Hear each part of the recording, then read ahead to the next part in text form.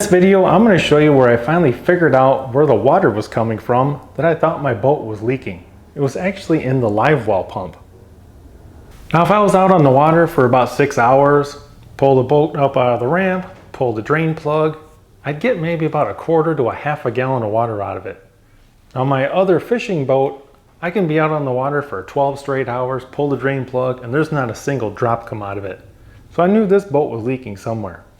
And it was actually this live well pump. This boat has a live well in the front and in the back.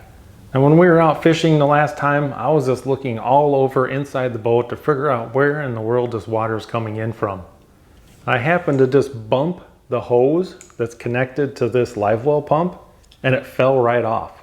So it was actually broke right here on the nipple.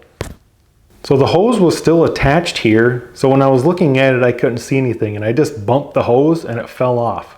So this was cracked all around here and just barely holding on.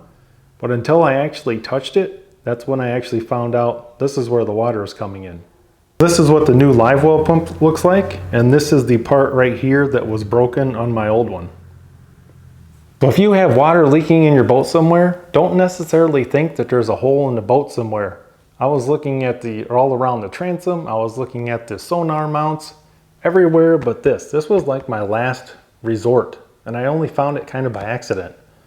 So if you do get water in the boat, grab some of these hoses, give them a little tug, and make sure they weren't cracked or broken like mine.